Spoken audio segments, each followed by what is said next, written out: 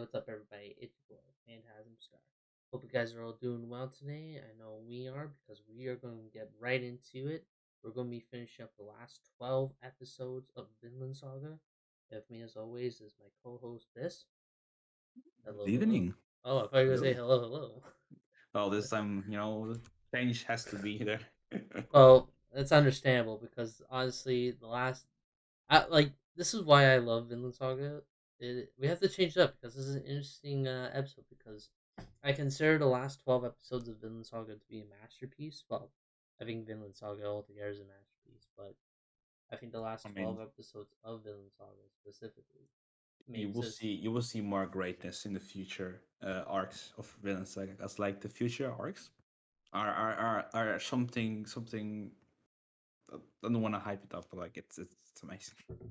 Yeah, I love these last 12 episodes, which we will definitely like once we finish that, we'll decide if we'll either take a break from reading Vinland Saga to get we'll talk about probably ranking of kings next, but we'll figure out if we're gonna stop if we're gonna only stick with um talking about the last yeah, so we're just gonna talk about the last 12 episodes and then we will figure out if we're gonna do ranking of kings next and then or we'll continue with Vinland Saga. So we'll figure that out. Yeah, I mean, yeah, I feel like, uh, you know, I think I already know the answer to that. I feel like taking a break from Vinland Saga, it's good because like, if you, I don't know, just like taking a break from it is, I think it's good, uh, and taking our times to read the manga. Yeah, because I've never read the manga as much as I did with like Berserk, so it'll be a different experience. Yeah. But yeah, so I guess let's get right into it. So last episode what we talked about how they captured Canute and or Askeladd captures Canute, holds him hostage, and then they're on their way over to Wales, and then that was the last episode. We cut to episode 13, and the first opening is a picture of younger Askeladd entering Wales with his mom. We don't really, I guess, first impressions. We don't really know what to expect because we don't really know a lot about Askeladd's backstory, but I like what essentially like when you saw that. What did you think?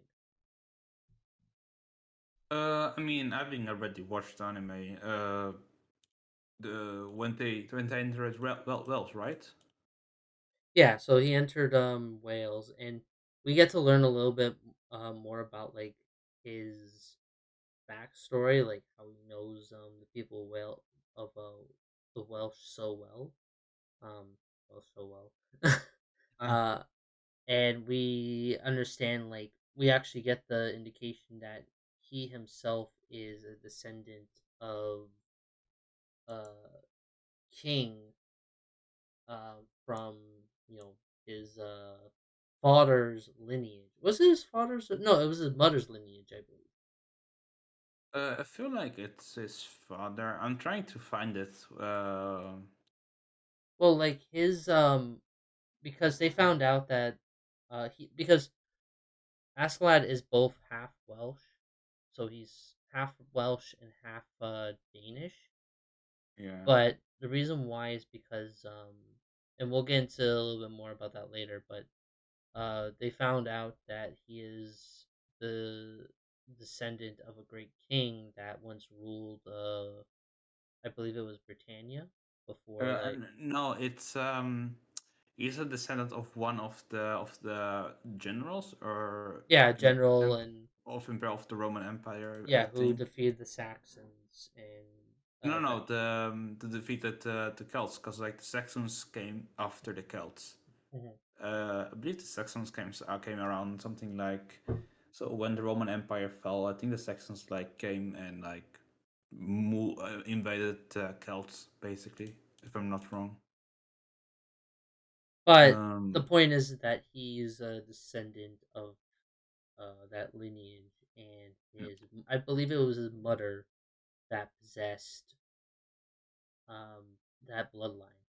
And but when they discovered that like his dad, like his dad, who was a Danish Viking, captured her and took her to uh, back with him, that he was like that's how they discovered that he was both half Danish and half Welsh. So I found that very interesting. But yeah, so we got to so that we get introduced to that. We get introduced to how much he cares for the people of Wales because they're his people. So, but yeah, what else happens in this episode? so we also have that Ashelad meets with Legatus, which brings him to like the border to with Wales. Yeah, and I think that they decide that the Askeladd decides to bring in whatever forget the general's name, but his plan towards Canute, because Canute is like he's technically a hostage, but he's using it as leverage for the people of Wales. He is basically to gain more power. He's trying to use Canute as like to overthrow the Prince Sweet Yes, or yeah, or the Swen. king, yeah. Yeah. So Um, basically using Canute as a puppet. yeah. So anyway, we're gonna cut to So that was episode 13. Episode 14 is so underrated. Like I don't know how nobody talked about this one. It's the What life. episode? Episode 14. No, that was episode 13. Episode 14 is the village. Oh, when they after I think that's after Wells, um, after they is it after they pass through? Yeah, after they pass through, they enter Wales or start traveling through Wales, trying to still avoid like Workout. And in doing so, they end up at a village over in on the way for refuge, but because like most of the people there are women and children and you know not very fighters. I think that this episode is so underrated when people talk about Vinland. It's a great. I feel like it's a great representation of um, how like not just Vikings but Danish. You know, like during this time, you have the whole thing between Saxons and Danish, and the Saxons are more Christian, and the Saxons or the Danish are believe in the Norse mythology or believe in the Norse gods. So I think this episode really reflected how Danish and like how Danish like came onto like when they came to villages where there weren't any soldiers, or when Danish tried to find food or tried to survive, they will go and just kill people and get everything, steal everything from them basically. Yeah, because the original idea that they wanted to so like when they enter the village, it's all full of like men, women, and children, all different types of like people, right? And like this is actually a good representation of like how evil but like Asklad truly was as a person. And it wasn't like he did out like especially at the end where you know they find this village, they round everybody up and they say and Asklad's like, we're gonna take like all your food and all that stuff. And like the one man who's like the daughter, and who's the daughter who get introduced at the very beginning of the episode. Like she's the only survive. Like she's doing whatever, and everybody's round up. The father's like, "Can you spare like some food so that we can survive the winter?" And Askeladd, honestly, this is like what makes Askeladd one of my favorite characters is because what he said kind of made sense, and not in a way being like he didn't intend on wanting to hurt these people. It was just a bad run of bad luck for them. But like he did make a lot of facts about like why he wasn't going to just leave him a little bit. Yeah, because like even then without food they will like die. I mean it's about it's like naturally like the Ashelat in this term is like the savage one because like it's still like one of the villagers were saying like, okay, I will give you like most of our food, just leave a bit for us to survive, but like no. So basically, Ashelat came to the conclusion of like, even even though if we let you live, you will still die, and even then, um, it's like Torko is coming towards this place, so he will probably like, you know, uh, get hear what they have to say about Ashelet and where they went, basically. So I feel like it's both like to kill them for to not show where they are, kinda, because I like after it they basically dug put snow on them, so their bodies weren't able to be found anymore. And also like it's also really sad because the girl who like basically saw everything happen, it's like it's I don't know, it's sad. Yeah, like it's sad, but honestly, it was like a run of bad luck for them because again, this isn't like today where you know we can supply people that don't need this stuff. They need like they had stuff that they wanted, and unfortunately, like it's a kill or be killed world. Like, I uh, mean, not just that. It's just like it's besides, but like it's just like no. In those times, if there was this, like I said earlier, there's this whole thing against Christians and people who believe in Norse mythology, and and it's just like encounter if you as a village was Christian encounter Danish people, and even then I think they were in Wales, and Wales is like Christian, if I'm not wrong, mhm. and the group is Danish, so like I mean, not just it's not just bad luck, it's just like you you know they didn't think that Danish would be in their territory.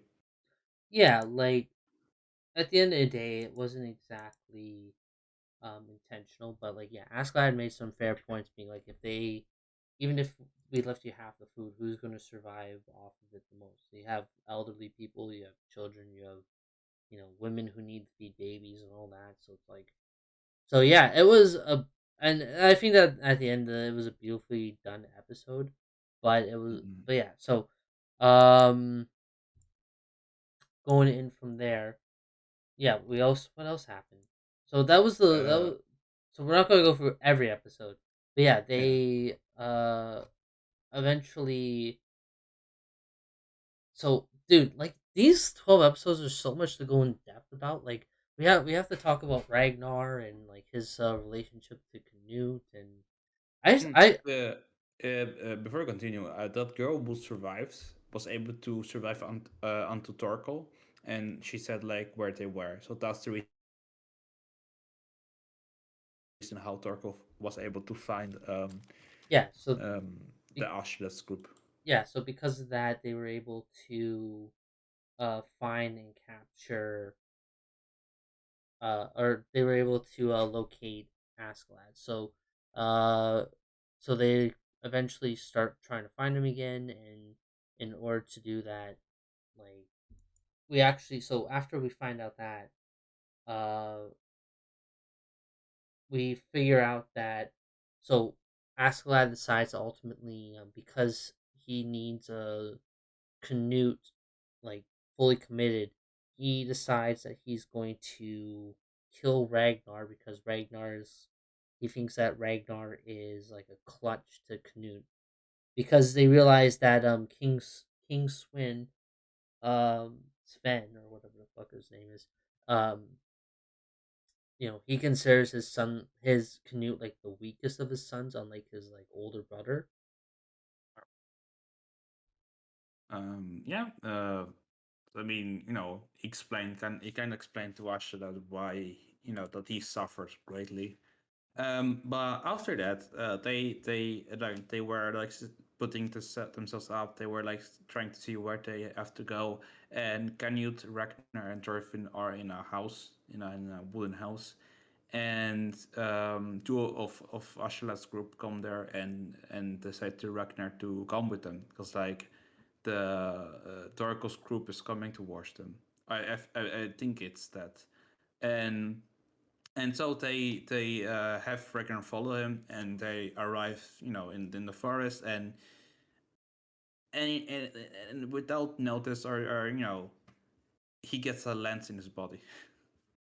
Yeah, I actually found that really surprising because I always like thought about like I mean, I understand where Aslad's coming from with his decision to kill Ragnar because up until that point, Canute like was like very protected child. Like Ragnar spoke mostly for him, so in order to like do that, he had to get rid of like the thing that was holding him back from showing off his true potential.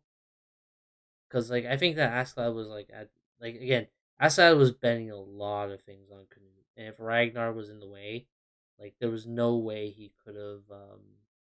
There's no way that like he would have succeeded in like you know pulling off his plan. Because like Ragnar was also like the most close to Canute, and basically it's the Ragnar's death is like a catalyst for what happens to Canute later on, which I mean is another amazing scene in the whole series. But Oh yeah, um, but also you have to think Ashot not only did this because he wanted him to grow up. It's also a gamble. He doesn't know if this actually will help Canute. So he, if the show went in a different way, maybe Canute wouldn't become like what he becomes, and so it was a gamble. it really was. But at the same point, like he had to go for the weakest link because I think that I believe I don't what happened to his brother. I know his brother gets killed off screen, but I don't know by who. I forget by who. His brother? His brother, like Canute's brother. Uh, uh, oh wait, you mean? Let me search because I forgot everything about Canute's. Um, But do you anyway, the remember? point is that like Ragnar had to go, which kind of sucked because he was a good character, but it was understandable why he had to go. But anyway, yes. So they eventually start. Eventually, Forkel uh is eventually catching up to like Askeladd, and this is when like a lot of his Oh yeah, yeah. His brother is still alive. I won't say what happens to him because like the spoilers. yeah. So, but yeah, we're finding out that like Forkel is like right behind everybody, and a lot of Askeladd's allies, especially like people he considers close to him, are actually like you know considering turning on him and eventually betraying him and giving Forkel Canute. But I mean, he's men, right? yeah, as men. I mean, that the reason why is because like they know Ashlat is like his group is at the end, and they know like Ashlat is making a lot of gambles, and they also know that Torkel, which everyone fears, is right after them. So and they know that Torkel's a monster. So Well, right now, they really want to get to their destination in time. Like they're trying to find a boat. Right, there's a boat at the end of their journey that'll take them right over to King Swin. But unfortunately, like Askeladd is like literally right behind them, and a lot of their men are like considering betraying him, handing over Canute, and just basically saying like joining up with Forkel. I just love those moments where like a lot of them end up betraying him, like staying behind in the village, and like they all just get slaughtered by Forkel. like and Mhm. like I love his explanation, which is like, why did you kill all those men? Like, well, they betrayed their men or they betrayed their captain. So what makes them think that they'll betray me? Yeah. And I like that Walter, going towards a boat, which he said. You see, like Canute's face, thinking about different things, and the face, the time between Ragnar's death and what will happen in a bit is like the time that Canute is thinking about, the whole process, like I will talk this when we get there because like it's really interesting how Canute is always character changes. Yeah, like, dude, I loved these episodes because when everybody eventually turns on Askeladd, like most of everybody except for Bjorn and Thorfinn and yeah, like Canute decide to stick with him. Like everybody else betrays him. I love the scene. I love it because it really represents like how much dedicated to his cause he is for the people of Wales. Especially like the scene where he's like, "Listen, we've all like spent time together. We've all drank. We all laughed. But I'm going to tell you this: like, I've hated you guys from the bottom of my heart for the moment I met you. I like I love that scene because it really Yeah. shows that like to him, everybody, including like the people that stick around him, are just pawns, except for like one person. But we'll get to that later. Um, Yeah, another thing.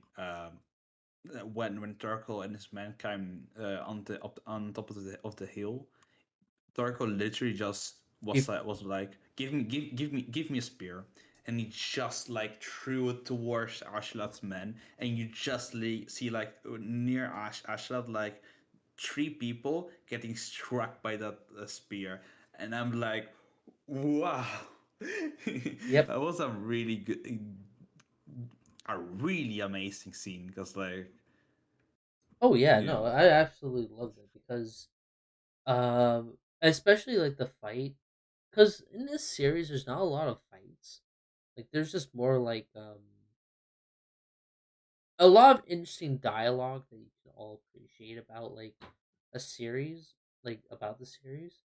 Because besides like the one major fight, which is like Thorfinn versus Forkel, like round two or whatever, like the fact that um you know there's not a lot of fights in the series, and I found it interesting the fact that like Askeladd went up against like all of his men he considered fake friends for most of his life, and it's like I he's not mean I don't think he trusts people. It's just like well, eh, yeah, Ashlat is more. He doesn't think them as friends. The only friends the only friends he sees as a true friend is like Bjorn, and that's it.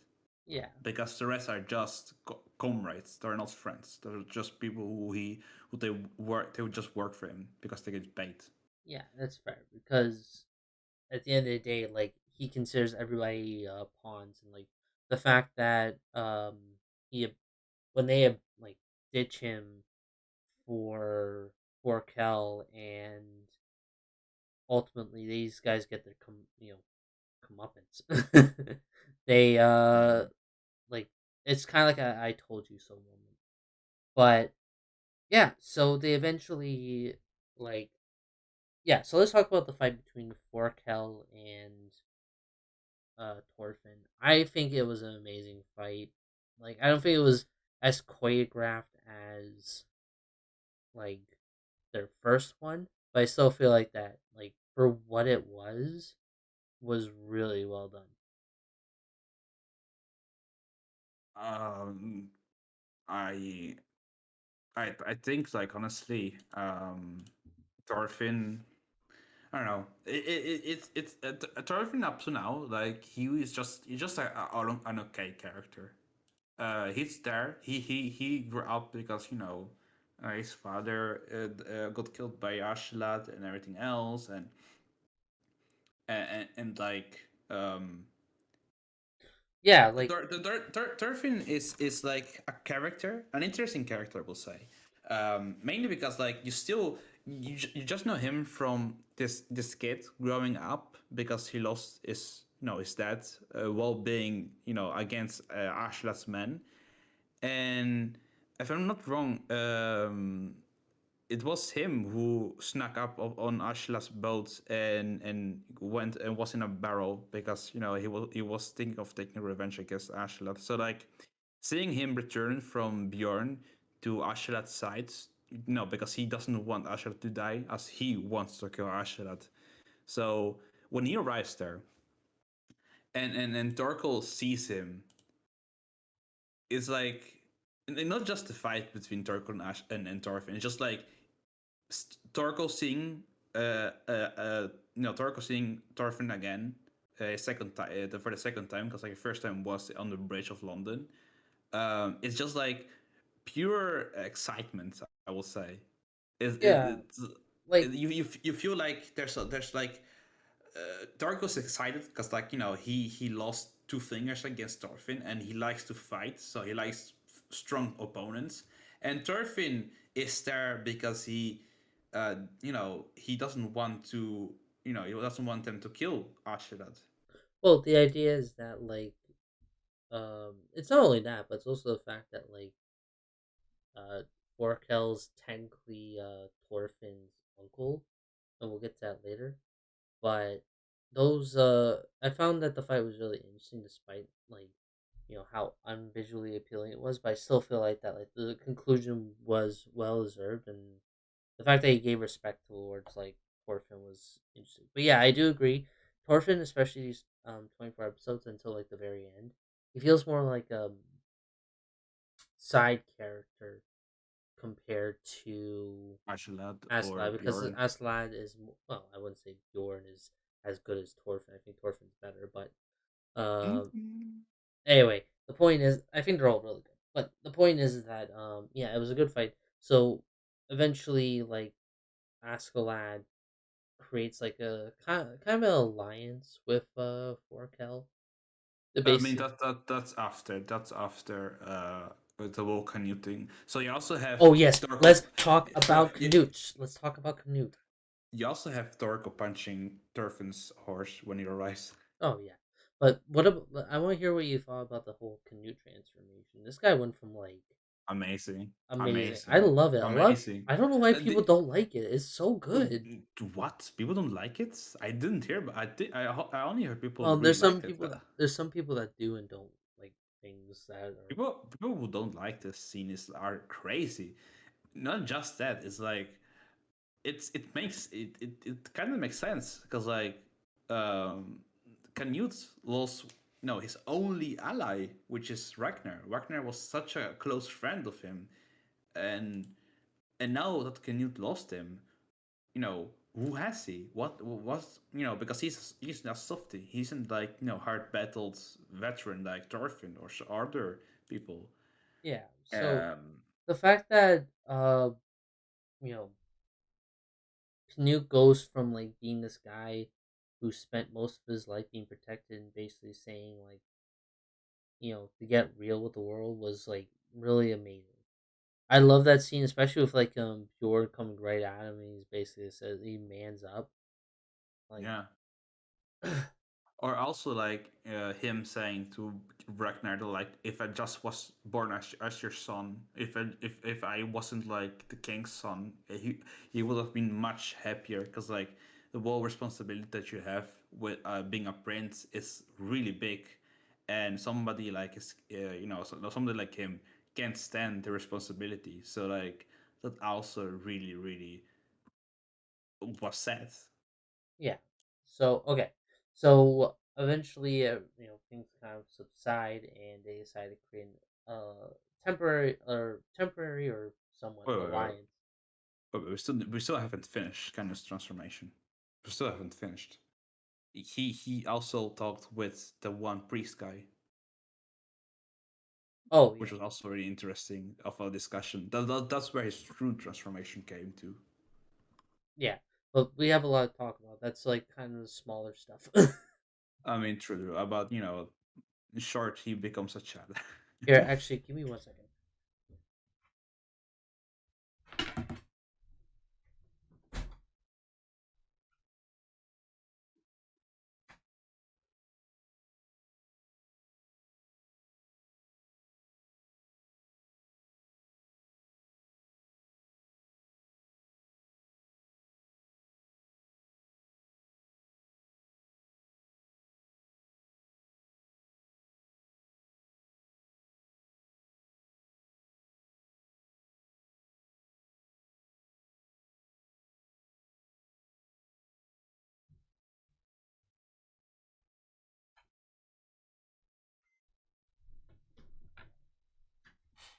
All right, sorry about that. Okay, so Or yeah, let's skip to the next one. So they there- eventually there's find so the many boat. things. There's so Yeah, many things I know, between but we're going canyons. to talk about the main stuff. I Yeah, want to talk about the main yeah.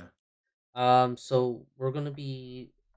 So they eventually reach the boat and they set sail to where King Sven is located. So they bring Canute over, and as an offering, like the king allows them to like relax, and there's gonna be a celebratory you know like dinner for them and all that, and like we get to learn a little bit more about was it which one came first, Uh, Forkel's, I'm trying to remember Forkel's backstory with Ors or Askeladd. um, I feel like Zorko. Let me look because I don't remember. Okay, Uh, let's just talk about Forkel or Forkel's First let's interaction. yeah, Torko. Um, I found it interesting with like Thor's leaving the camp behind because like I feel in the anime in the manga no there wasn't in the manga it wasn't show about Thor's leaving the battle. As in the anime, if I'm not wrong, at the beginning of episode 1 you see Thor's jumping from a boat in the water after the battle and like going away from the battle. And basically what it means is after the battle he arrives at the camp, uh, gets with Helga and tries to go to run away, which was shown in the backstory of Ashla of Torkel. Yeah, like I was gonna say, did they assume Aslov was dead, or was he still alive when he decided to escape with his wife? What do you mean? Who was that?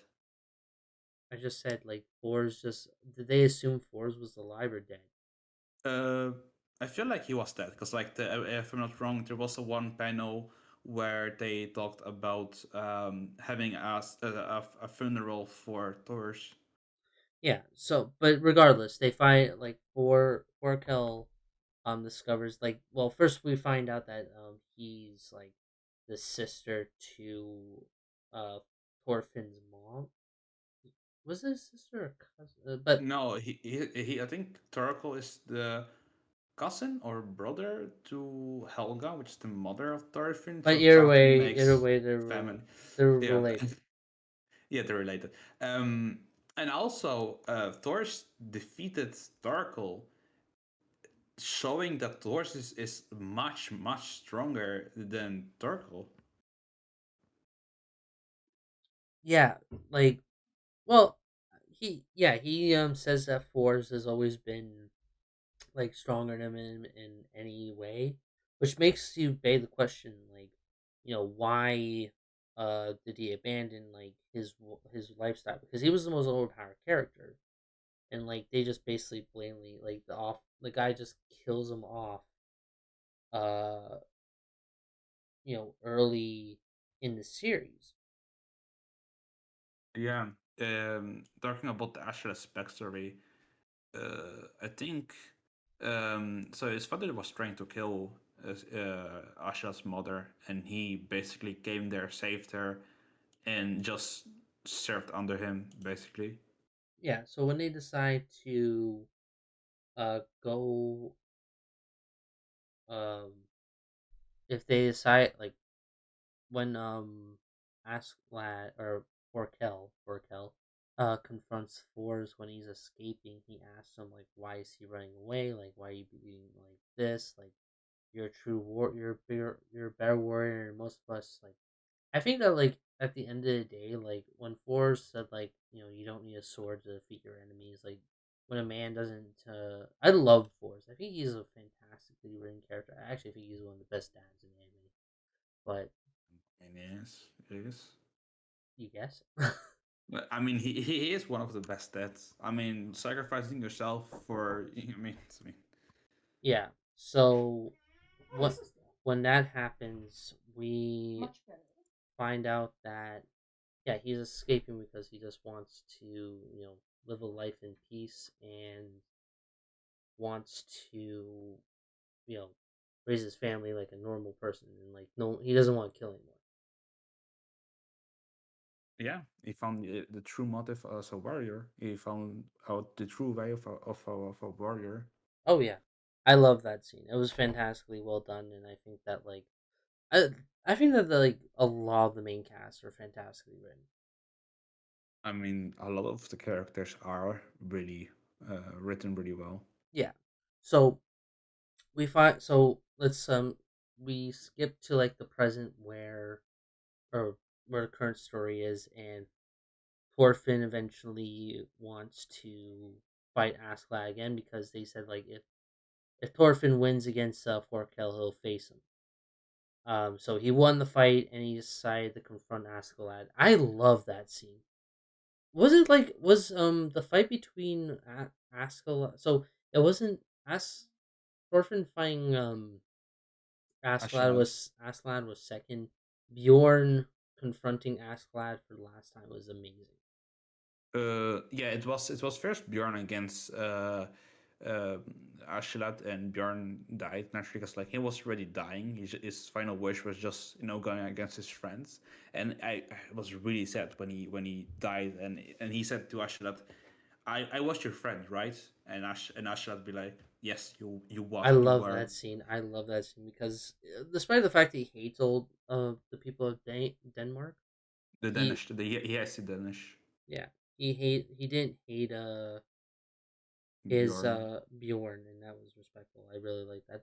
Dude, Askeladd just kept getting better and better each episode. Like at first like you can respect him at the very beginning, but like around like episode 13, 14 was when I started to really like respect the hell out of Askeladd. I thought he was. That's why he's like in my top 10 characters of all time. Yeah. Yeah, Ashalat is amazing. I mean, uh, later on he will have like a big impact on some characters. But then actually Ashel being pissed, kind of being pissed. He goes, Thorfinn confronts him, and while they're fighting, he kind of explains his backstory, and he basically he's the descendant of a hero of the I think of the Romans. I feel like, or I don't remember, but basically he killed his own father. He gave the fault to one of his brother, who then was executed. The other brothers then fought between each other, and Ashla basically came on top because he just used his brains instead of fighting. That's also why Ashla thinks of the Danish as barbarians, is because like they only think of fighting instead of thinking about Yeah, winning. like of all the characters he considered like enemies, he was the only one that he considered a friend. So I found that respectful. But after that, we get like the fight between Torfin and see. This is the part about Torfin that like I started to love was the fact that like only because a lot you can honestly compare to Aaron, like Aaron Yeager, about like the whole revenge thing. Like, and when I say like Mm, Aaron, I mean like first season, Aaron, when he was always saying like, "Oh, you defeat the Titans, why you defeat the Titans?" And it's I like, think that's a bit different because, like, I don't know. I think okay, I honestly think Thorfinn is different from because Thorfinn's aim is only focused on one thing, while Aaron is on like an entire problem, which is the Titans, and also like their. I mean, I can see what you mean with well revenge plot, but like I don't think but what makes Thorfinn different is the fact that like a lot of people, especially like um the guy he even is trying to kill is basically like saying like, there's no point in killing me. Like there's no point in this journey that you're going on, that all you're going to do is just like end up in the same spot, because every time that Thorfinn has tried to confront Askeladd, it's always received the same outcome. And yeah. and it kind of leads towards like Askeladd's backstory, which I actually think that like this is the part where I always believe he sees himself in Thorfinn a lot, which is like he kill like I mean I found it like when they originally what was his name before he became Askeladd? I don't think he even had a name. Ashland? I think he had a name, but I don't think they said his name.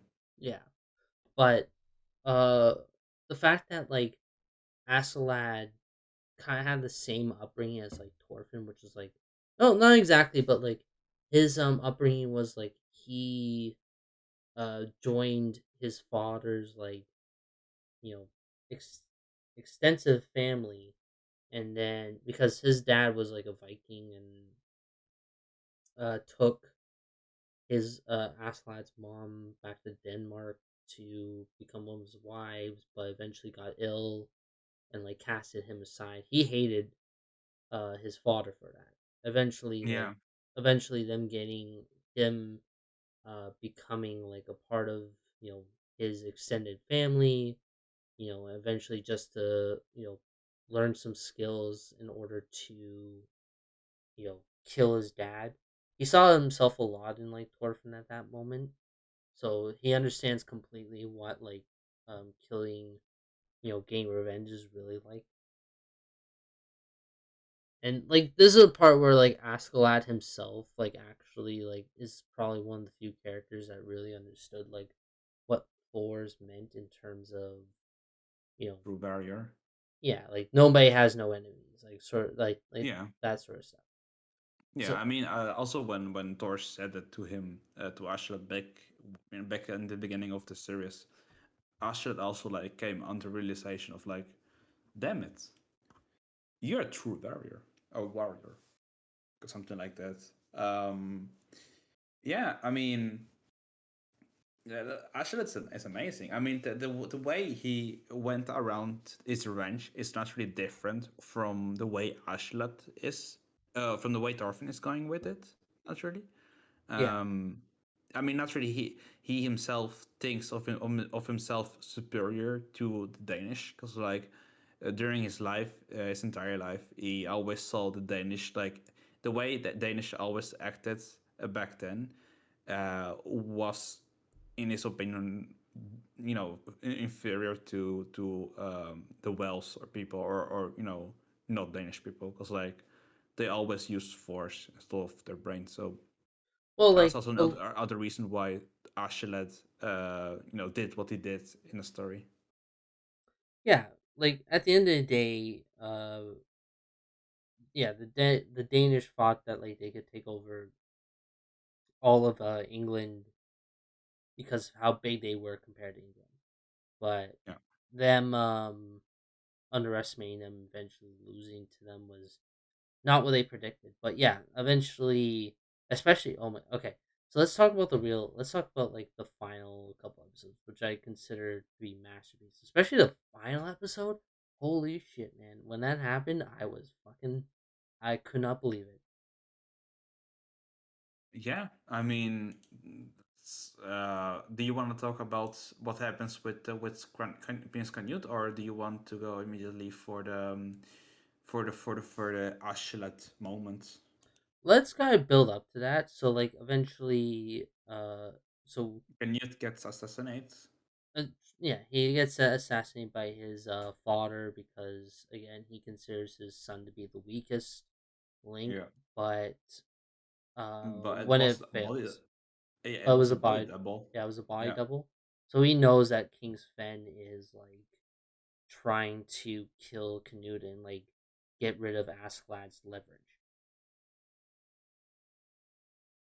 yeah. So yeah, we so let's get.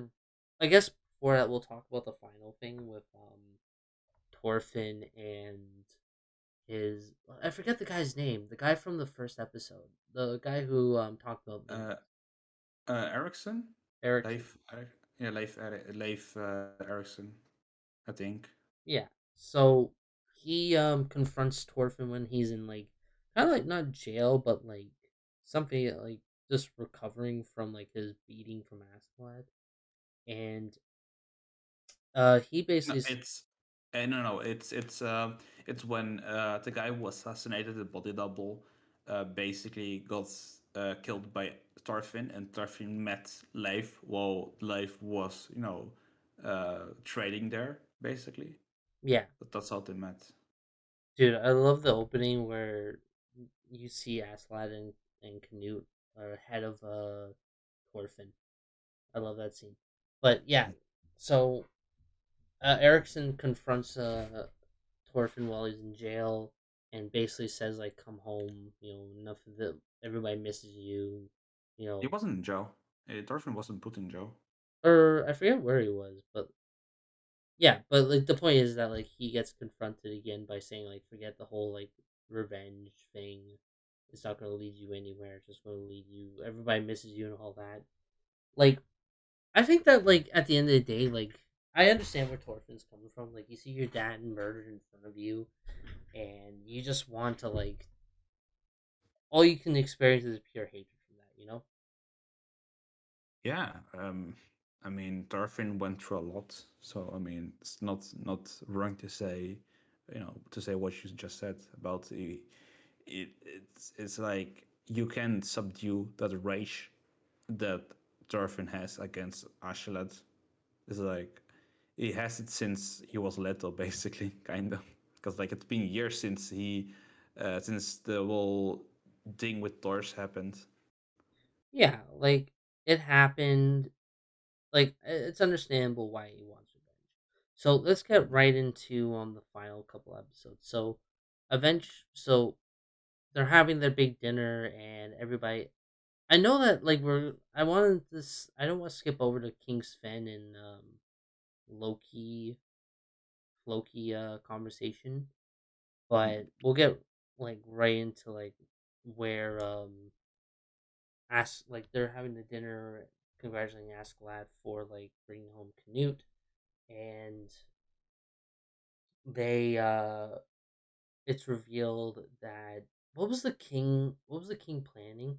He was saying that like his son wanted to be the next general or whatever and wanted to invade uh like England.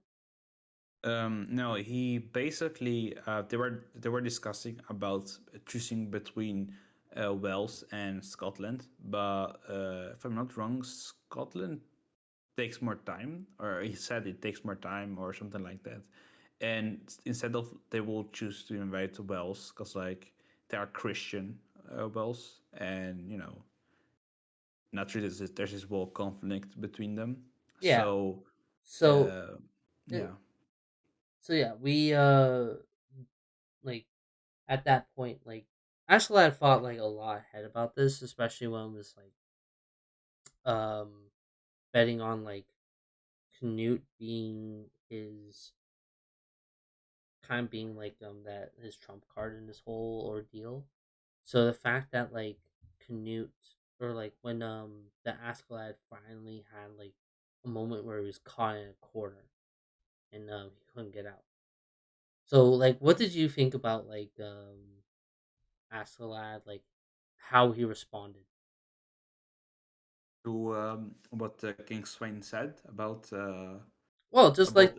just like the whole ordeal being like, at first you think that like Askeladd has a plan, but he can't come up with anything. I mean, he had the advantage basically.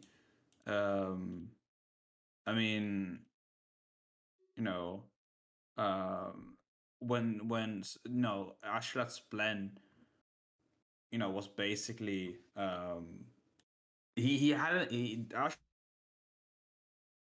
didn't think that King Swain would like invade Wales. So the whole thing that when the Swain decided about invading Wales, his whole plan came came down basically. Also because Wales is just like Wales is his the land where he was born basically. So you know it's he was trying to defend it basically. He was trying to defend Wales and trying to prevent them from invading it because he knows like the Danish will win either way. So after getting that answer from him and being all shocked and thinking about like what will be the best answer to him, what will be the best way to convince him to not invade. So basically, uh, if I'm not wrong, King Sweyn called Ashnad, or was he who went before him? Because Well, like after King Sweyn said that he is going to invade Wales, Ashlett goes before him, right? yeah. So what happens is that uh you know King Sven brings up Askeladd to say to him like talk to him one on one in front of everybody and say to him like if you don't kill Canute, I will, or I'll invade Wales, or and turn everybody into slaves and all that. And what was I forget what his alternative was like, if you don't kill, I'll invade like Wales and turn everybody into slaves. And that obviously made him like super fucking pissed. I mean, it was mostly Canute or Wells. Yeah, Canute or Wales, but unfortunately, he needed both of them. So like I feel like that at the end of the day, like what he did was like what it was. He was backed into a corner. He didn't have any other choice. It was either that or like, and there was a lot of things about King Sven that like you couldn't like as a person because yeah, Yeah, it's the when Ashlet began his speech about before doing the deed, before like his speech against King Sweyn is like you're disgusting human wearing a crown. yeah. And the main reason also why this is the case is also because he is a descendant from a hero from an important you know family basically uh, back in the day. So naturally everybody's shocked at this response. They're like, what what did you just say? What? And he continues, um, and it's just like there's so much happening in that time, in that moment. It's like you're about to witness one of the best moments in anime, I will say. Well, like at the same point, like you could not predicted what happened next because No, yeah, I thought that he was I thought he was gonna come up with a way to like get out of the situation, but instead he decided to do what he did in order to save like everything. And I think that's what made Askeladd like an amazing characters because he decided to be like you know take all the you know he decided to kill the king and decide because if unfortunately like if he didn't kill him, like he would still have killed Canute regardless. yeah. and But and it was just a matter of time, just a matter of time of like I will. There's no other choice. I will bet this on my life, basically. Yeah, so he like him killing King Sven at the you know episode where so he kills his king and decides like if anybody's gonna be king it has to be Canute.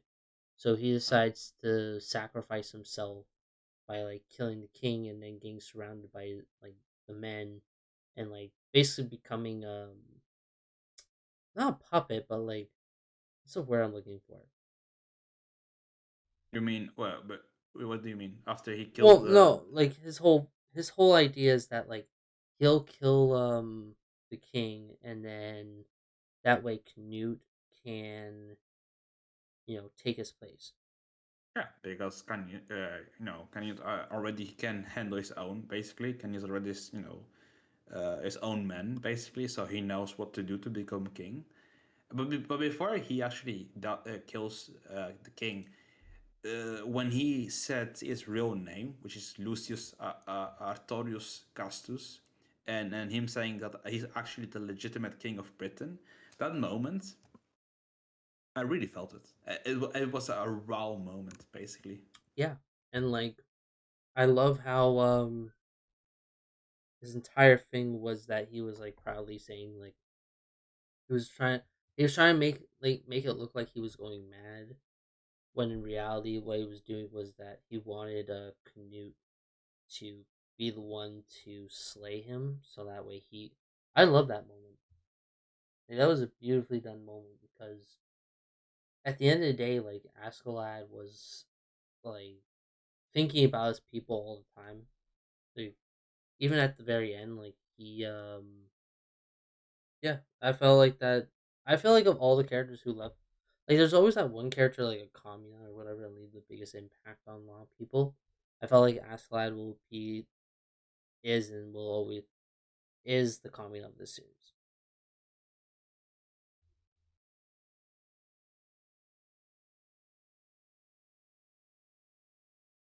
Yeah, yeah. Okay, you went It's silent there for a second. I thought, no, no. I thought like you will say something more to it.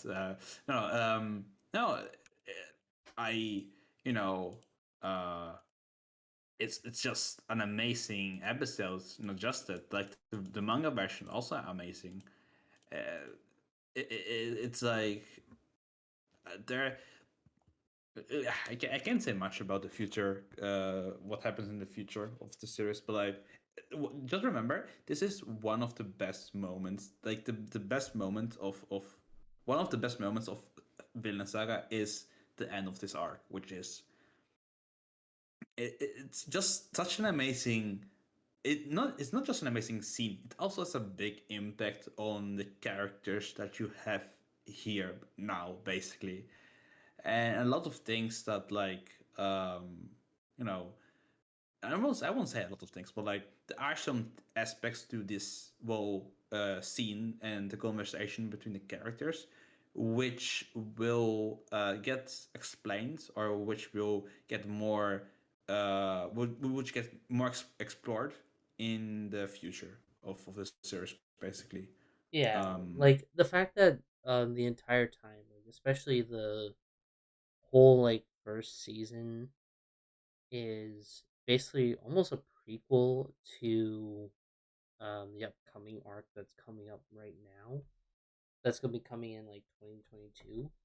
It really like it makes you wonder that like if this is like the golden age arc from Berserk, or this is basically the golden age arc of Berserk, which is like you get to understand all the characters and everything. Like despite the fact that like Thorfinn is a side character, like feels more like a side character than a main character, but I still feel like Askeladd definitely left the biggest impression on his life next to his dad. Yeah, absolutely. It's Thorfinn was a sad character, the main character of of the prequel of this first arc is Ashlat. Absolutely, it's Ashlat, and at the end is also Canute. Yeah. Uh Canute I would like when Canute killed. Aslad, like, and Aslad turns to him and says like, is this your first time killing somebody? And then you see like that was the most surprising moment for me because you wouldn't have expected him to do it, But I think at the same point, like that was his plan. That was like his plan all along, which was he wanted Canute to become king, but it was just only at that moment where he got stuck in that corner and had to make a decision. Yeah, I mean, desperate times call for desperate measures. Yeah, I still think that like in terms of a character, I think that Astolat is easily one of the best characters I've ever experienced in the series so far. Like I would say he's definitely in my top five. And I say like a lot of characters are that I really like in my top five animes. I have like my top five characters, Yeah. and definitely and Vinland Saga is in my top four, and Astolat's like my uh you know fourth favorite. Yeah, fourth favorite character. Orphan will go higher the more you read of the series. Trust me, you will really like Orphan by the end of the by like the future arcs. Yeah, that's what a lot of people said, and I'm definitely looking forward to it.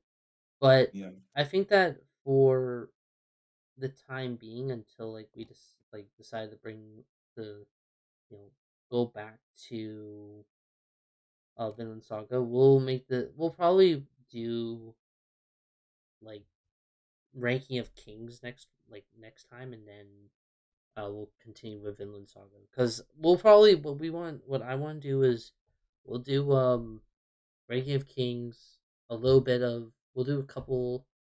We'll figure out the chapters for Vinland Saga for next time. Um, um, yeah. I mean, ranking of kings. If I'm not wrong, it's still the first car already aired. So after we covered like the first core of ranking of kings, we can like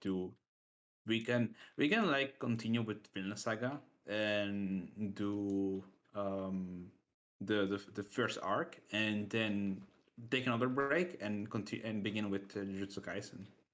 yeah, like we'll do it on and off because I like if there's less than 200 chapters in Vinland Saga, we'll get it done like Pretty quick.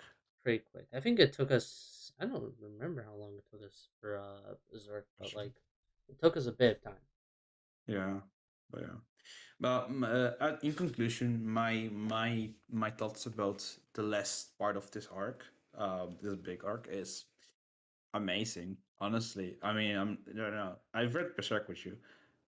To be honest, I like Vinland Saga more than Berserk, even though Berserk is amazing. But Vinland Saga is just Well, there's some. you read Vinland Saga earlier than Yeah, yeah. Berserk. I mean that naturally I will like more, but like even then, like I mean, I think that this is just a bias on my part. But you will see later on in Hey, the I'll manga tell what you what. If you consider in your top 50, or not top 50, top 20, I can forgive you. Vinland Saga and No, Berserk. Berserk. Uh, I still need to make my list and see where Berserk falls, but I can assure you, Vinland Saga is not in my top 50. Then I cannot respect you. Okay. How could you? Oh my god. What do we say? I have different taste. I know. I've I seen have a your. I unique saw taste. your first version of your list once. I'm I still need impressed. to include. I still need to include the manga and light novel version, which I think honestly, I think those two will definitely put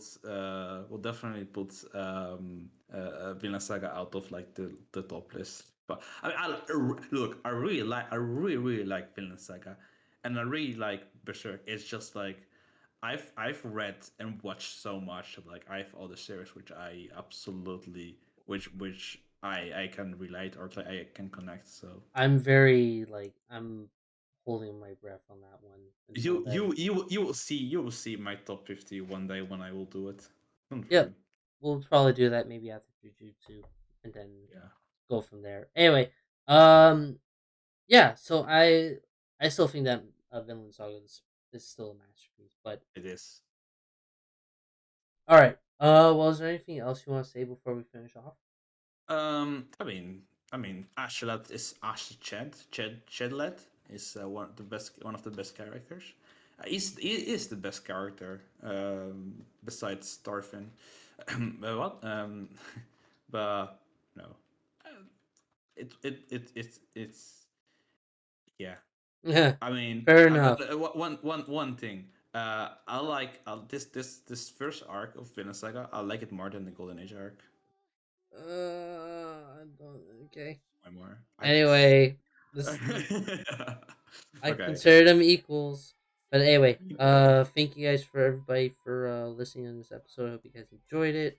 If you guys have any other suggestions for future videos, especially for manga or anime recommendations, put down in the comments section down below. And until then, have yourself a good one. Bye. Bye.